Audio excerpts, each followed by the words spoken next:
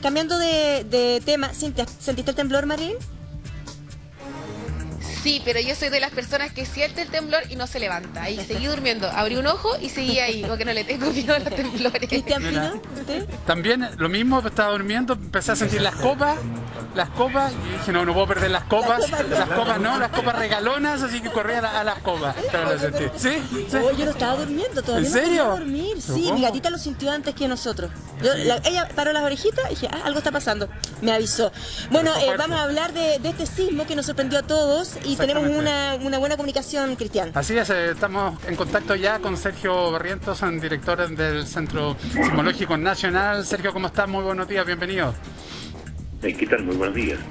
Sergio, bueno, hemos tenido contacto varias veces en la medida que van pasando estos fenómenos y responden a la actividad normal, un sismo como el que vivimos ayer.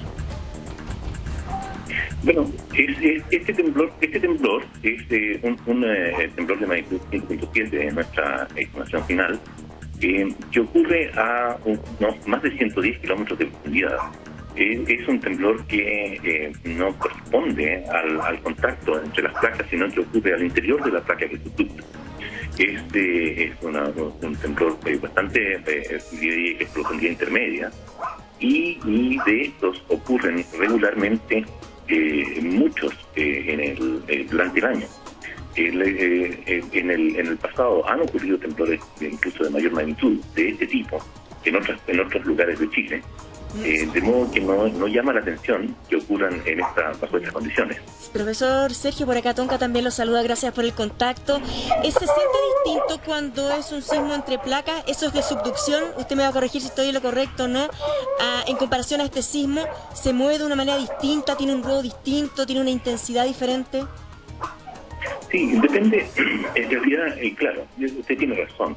¿Por qué? Porque cuando es profundo, digamos, en profundidad intermedia de los de poco más de 100 kilómetros, depende de donde esté el observador, va a sentir especialmente la primera parte como un golpe. ¿Ya? En general, estos temblores profundos no separan muy bien las ondas, no señalan muy bien ondas superficiales, de modo que se sienten dos golpes principalmente. Uno, el primero, que la gente lo percibe, hasta incluso alguna gente habla de el primero sentió un ruido y después vino el movimiento. Claro. En realidad se trata de dos partes del temblor. Las primeras ondas, que se sienten más bien de poca amplitud, y después el segundo tipo de onda, que viene separado, yo diría un poco más de 15 o un poco más de segundos, vienen las ondas que tienen mayor amplitud, que causan mayor movimiento. Y entonces esas son las que la mayoría de la gente dice el temblor es la segunda parte. Sin embargo, el proceso es completo, es todo. La primera parte con las ondas P, que se siente con un golpe seco y incluso alguna vez con ruido, y después el movimiento que llega un poco más tarde, más fuerte, de mayor amplitud, que es la parte final del temblor. Así que se siente un poquito distinto que aquellos temblores superficiales que ocurren a 20 kilómetros de profundidad o menos.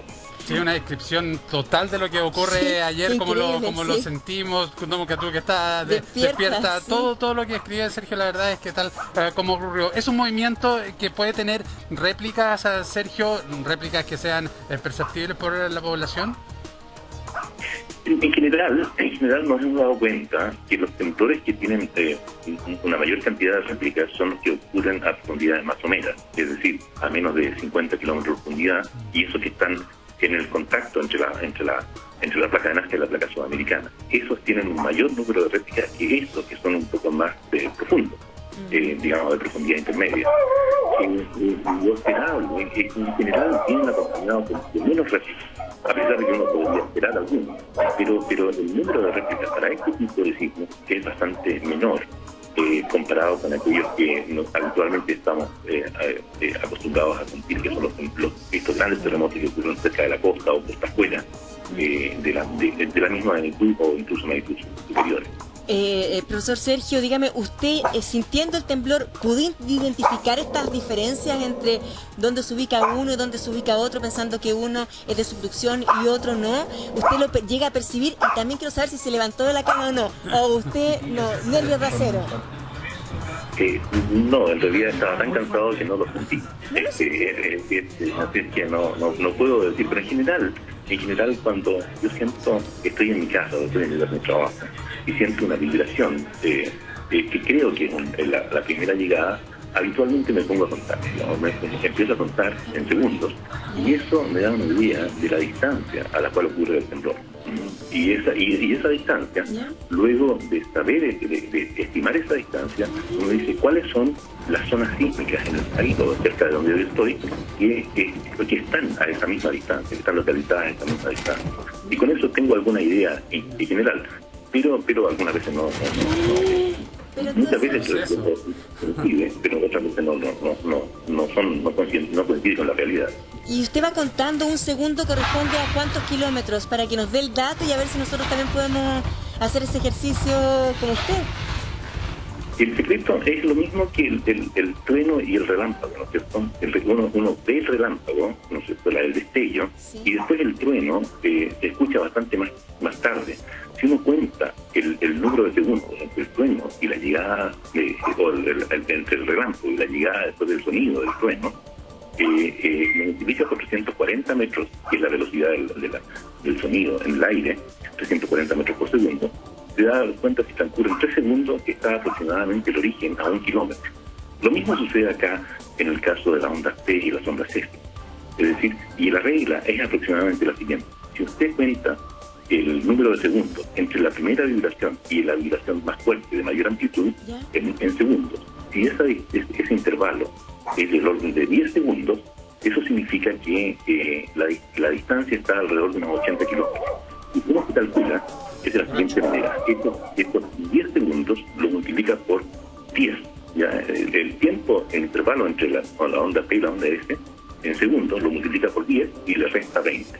Eso es todo. Es decir, si ahí transcurren 12 segundos, entonces la distancia son 100 kilómetros. Claro, por 10 y después le resta 20, eso es la distancia en kilómetros. Está muy atento. Ese es más o menos la realidad. Perfecto.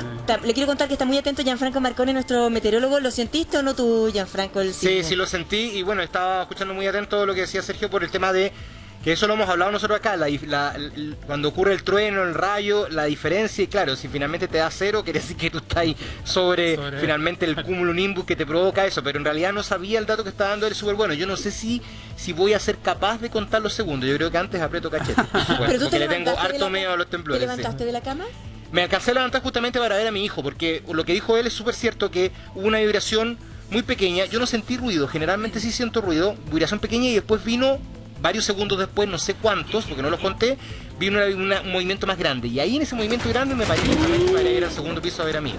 Sergio, ayer se conoce justo los resultados de un estudio de profesionales de una universidad de Chile que recomiendan además hacer algunas modificaciones en la parte de la falla de San Ramón, en la parte donde se concentran mayores construcciones, y empezar a variar además la planificación ahí.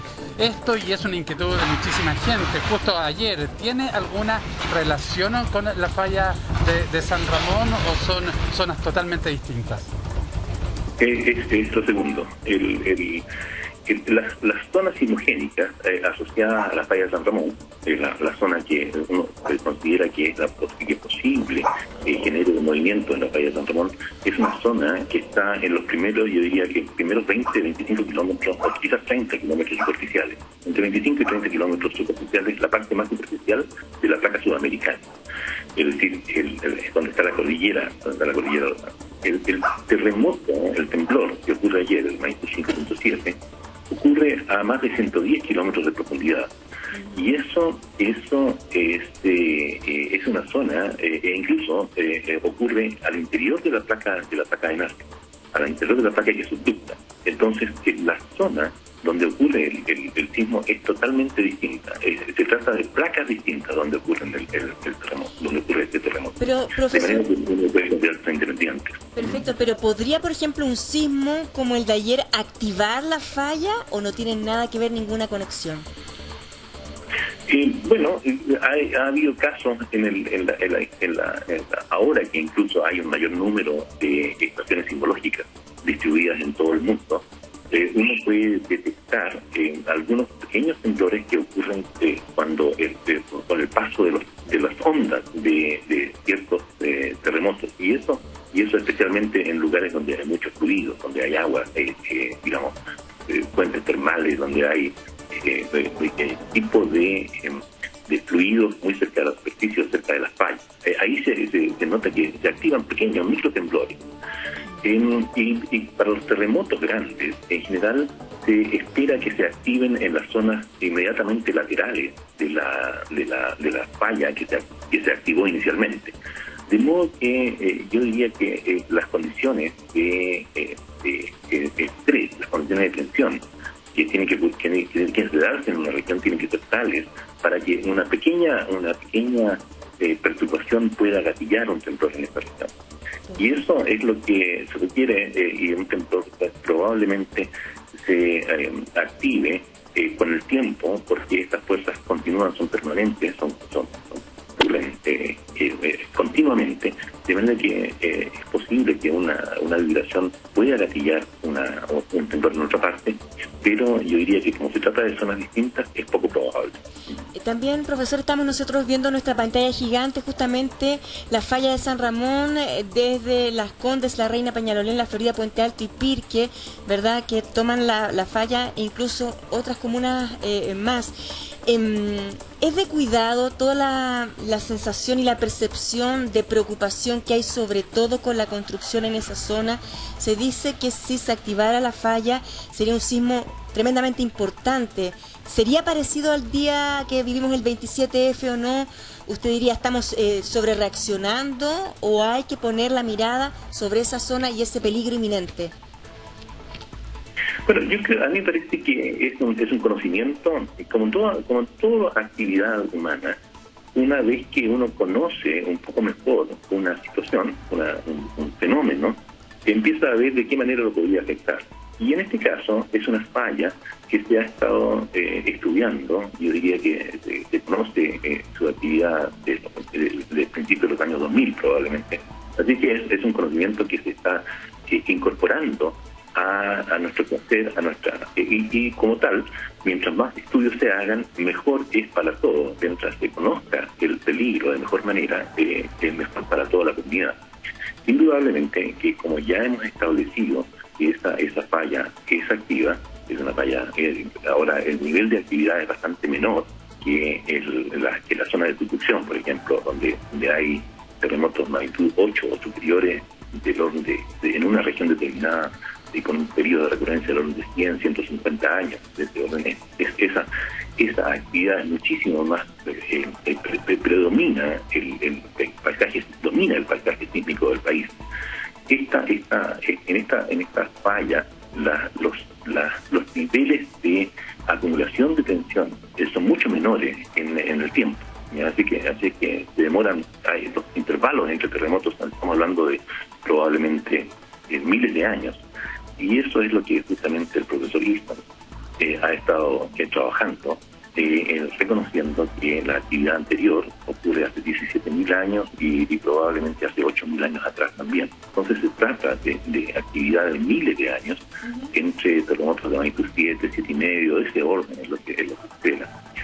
Ahora, si uno lo quiere considerar, obviamente en el largo plazo, si uno construye obras que van a durar cientos de años y probablemente miles de años, entonces es necesario incorporarlo inmediatamente en las decisiones que uno toma hacia el futuro. Y mientras tanto, yo creo que uno tiene que ir adaptándose al conocimiento de este nuevo peligro para tomar las medidas que le parezcan a la sociedad convenientes. Yo diría que hay ciertas... sabemos las consecuencias que un terremoto superficial puede traer en la zona muy cercana a la falla, de modo que uno tendría que empezar a tomar algunas decisiones, principalmente con aquellas obras que son de largo aliento, que van a estar mucho tiempo edificadas en las cercanías de la falla. Y esas son las que uno tiene que tomar la decisión anteriormente.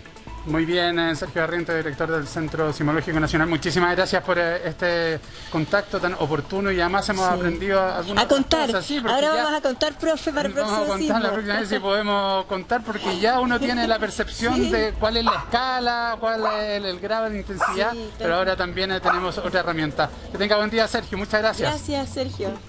Pues nada, muy buenos días, que estén muy bien. Buenos